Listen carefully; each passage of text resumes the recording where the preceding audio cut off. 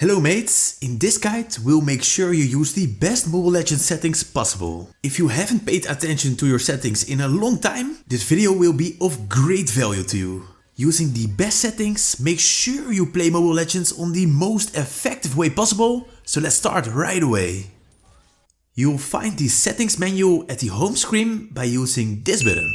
The menu is divided in several submenus, and we'll go over them all to make sure your settings are 100% correct.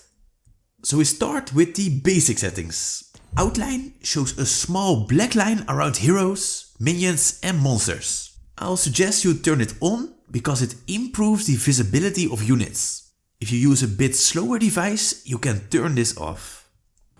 Next we have camera height, which is a really important setting. You always want to have the setting turned on, because it shows you a bigger part of your surroundings. If you turn it off and the enemy has turned it on, they have a clear advantage, so make sure it's turned on. Only when you have a really slow device you can turn it off to prevent lag, but keep in mind it will put you in a disadvantage. The following setting is called screen shake, and this one makes your screen shake when certain skills being cast. It really doesn't add any value to your gameplay, but is purely a cosmetic setting. You can turn it on if you like the effect. Then we have HD mode setting, and you probably already understand that turning this one on makes your gameplay having higher resolution graphics. I like to play the game with the highest resolution possible, and since my phone is quite fast, I turn this setting on. If you have a slow device, turn this off, because it has a big impact on the game performance. Then we have the shadow settings. This option adds shadows to turrets, heroes, monsters and minions. I like to turn this on because it provides a more realistic experience. It doesn't add any value to your gameplay, so you can turn it off when you experience lag due to a slow device. Then we have creep HP, and this setting shows the current amount of HP of jungle monsters, turtle and the lord. It also shows when you should use retribution to secure the jungle monster when you have chosen this spell. It's quite useful, so turn it on. The following setting is called damage text, and what this does is showing the amount of damage you deal and receive. You gain more insight in the amount of damage you deal or receive, which improves your gameplay. Turn it on unless your phone is made of wood and it causes lag. Colorblind filter is just a filter that shows your HP in yellow instead of green. Turn it on if you actually are colorblind. Make content which might be seen by colorblind people, or just like a yellow HP bar instead of a green one. Then here we have a merge text setting, and this makes certain attacks display the amount of damage you deal added up. I think it makes it easier to see the exact amount of damage you deal with a certain skill, so that's why I turn it on. If you like to see the separate damage amounts, just turn it off. So only two more settings left, and one of them is the refresh rate. This setting determines how many times your screen refreshes per second. By using the high setting, your gameplay is more smooth. Pick the low setting if you experience lag. So we only have the graphic setting left, which has 4 options. Use the highest one if you think beautiful graphics are important. If you experience lag, you can play around with them to check if it helps to reduce the lag. So now we have optimized the basic settings, it's time to check the control settings, which are the most important ones, so pay close attention. So we start with the aiming method, which lets us choose between 3 different methods of aiming or basic attack. So the first one is the free aim, which is the basic setting. It just provides you one button to attack, which prioritizes heroes. You can use this button if you just started Mobile Legends, but if you are a bit more experienced, you don't want to use this method. The second one is the advanced aim, which is the best method to choose. Instead of just one button to use your basic attack, you get 2 extra. The lowest button makes you prioritize the minions, while the upper button prioritizes the turrets. This way, you can focus on destroying a turret without your hero being forced to attack the enemy hero, for example. Each more experienced player uses this setting to be more flexible with his basic attack, so I highly suggest you start using this one. Then we have the targeting priority. This setting makes your attacks prioritize a certain hero, monster or minion. The first setting prioritizes the unit with the highest HP percentage. The second one makes you attack the unit with the lowest amount of absolute HP. The third setting makes your hero not look to the amount of HP, but checks which unit is the closest. So let's say we face two heroes. The first one is a tank with a max HP of 10,000 and he currently has 6,000 left, which is 60%. We also have a marksman with only 5,000 max HP and he has 4,000 left, which is 80% of his HP. By choosing the lowest HP percent option, our hero prioritizes the tank since he only has 60% HP. By choosing the lowest HP option, our hero targets the marksman since his HP is 2000 lower than the tank, while he has a higher percentage of HP left. Of course, we want to go with the lowest HP option, because this makes us target the hero with the least HP. It also helps to target the tank less often, which is really important.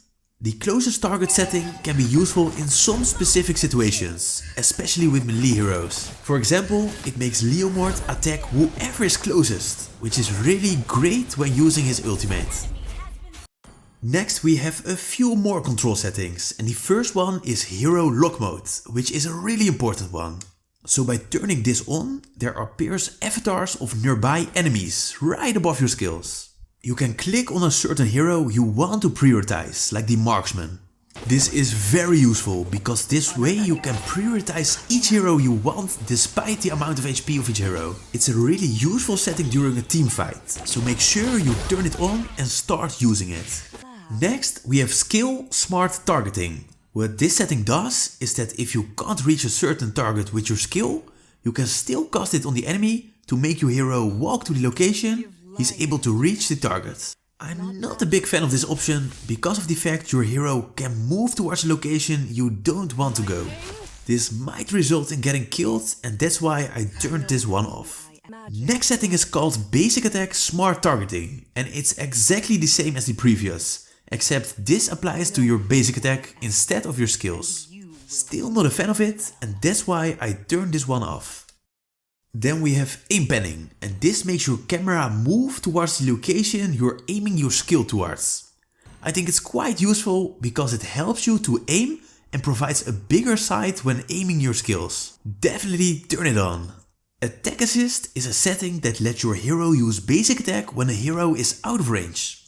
It makes your hero first walk towards the enemy and then use basic attack when being out of range. If you turn it off, your hero won't walk until he can reach the target. Turn it on because it helps you with poking. Then we have the skill joystick position. Not the most important setting, but it might help you.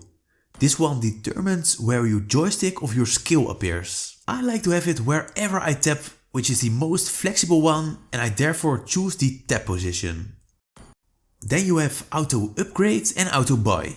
Some people like to put the setting on, because they won't get distracted by leveling up skills or buying items. However, with this setting off, you're a lot more flexible in determining which skill you want to level up first, or if you want to buy a certain item that's not in your build. Determine which setting you prefer by testing them out. I'm turning them both off. Next, we have the fixed position of the joystick. If you turn the setting on, your movement joystick is on a fixed position. Turning it off makes your joystick appear wherever you put your finger. Turn it on so you never miss your joystick and can always walk towards the location you attend to. Next we have HP Shift and HP Lock. I really don't know what they both do, and I tried out several things but didn't see any change. If you know what those settings do, please tell me in the comments so I can learn something from you. Next we have the sensitivity of the aiming of your skill. It makes aiming more or less sensitive. I like to have it as sensitive as possible, but this really depends on your own preference. Next we have the cast cancelling setting. The left setting lets you cancel your skill on a certain area. The right setting makes you cancel your skill by dragging it to a certain distance. I'm used to the button, so that's why I use this one. The very last control setting is the camera sensitivity. By using this part of your screen, you can use your finger to move through the map, which is useful to check what's happening on other parts of the map. The higher you set the sensitivity, the more your camera moves. I like to have the sensitivity high, because it's easier to check what's happening at another lane. Just try out which setting fits you best. Then we have the interface settings, which aren't that important.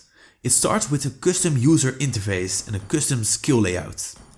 It appears not to work when I click on it. Next we have font size, which can be set to default, medium or large. It just changes the size of the letters when checking the description of the skills from the hero page. Maybe it's useful for your grandfather, so he can see what each skill does. Then we have some settings that will alert you when a friend becomes online, which is up to your personal preference.